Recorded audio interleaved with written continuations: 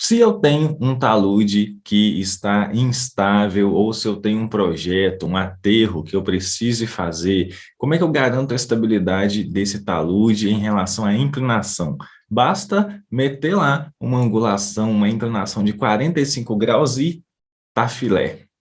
Fala a verdade, você nunca escutou falar isso? Isso é muito comum no ramo da terraplenagem. Tem muito profissional que trabalha com terraplenagem e ele afirma, ó, meti lá 45 graus naquele meu talude lá, naquele aterro e tá perfeito. O que que é esses 45 graus? Quer dizer que para cada 1 metro de altura do seu aterro, né, da sua barragem ou a sua encosta, a partir de um perfil topográfico que você tenha traçado aí, a cada 1 metro de altura, você vai ter um comprimento de talude também de 1 metro, né? Por isso que vai dar aí os 45 graus, né? Porque é geometria, né? Tangente de 45 é cateto oposto sobre cateto adjacente, isso aí vai dar quanto? 1, não é? Então, o que que acontece é, de onde que essa turma tira isso?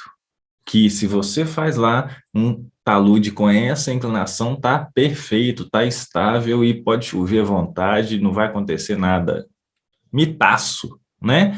Bom, e isso é comum para encostas, taludes rodoviários, barragens, só na mineração que a gente não escuta falar tanto disso, né? Porque na mineração o ideal é você ter lá um talude até 90 graus, né? Onde você precisasse escavar o mínimo possível por relação de custo-benefício, mas na prática é diferente, tá? Mas é só na mineração que eu ainda não escutei falar muito sobre essa inclinação. Agora, em obra de menor porte, barragem de pequeno porte e outros é batata, estabilização de taludes, né, de encostas, 45 graus funciona, que é uma beleza, só que não.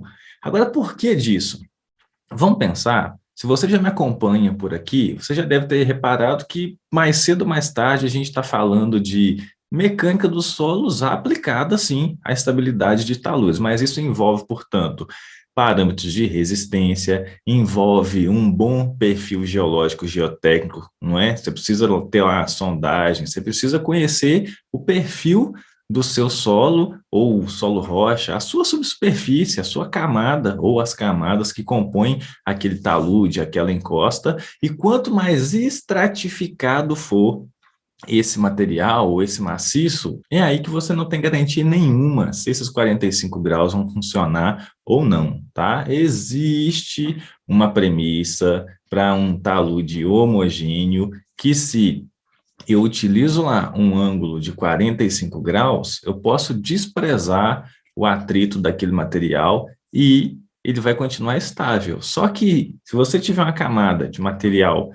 anisotrópico, tiver um solo que tenha mais de uma camada, né, seja um perfil aí estratificado, foi por terra. Se você tiver mergulho de uma camada rochosa, uma laje, né, uma lasca de rocha que está mergulhando para fora do seu talude, o que, que é esse 45 graus? Então, eu queria muito saber de onde que as pessoas tiram esse valor mágico, tá? Na teoria da coisa, você até consegue identificar casos isolados onde 45 vai funcionar. Agora, na prática, das duas, uma. Ou você vai ter um caso de ruptura, seja lá a partir de uma primeira chuva, ou você vai estar superdimensionando a sua obra. A obra está ficando muito mais segura, o fator de segurança está lá para cima. Você está fazendo lá um ângulo de 45, quando ele poderia ficar com 60 e estaria estável sobrando, né? Sobrando fator de segurança. Então, muito cuidado. A análise de estabilidade precisa ser feita com parâmetros, propriedades do solo, para que você possa ter uma melhor ou melhor custo-benefício.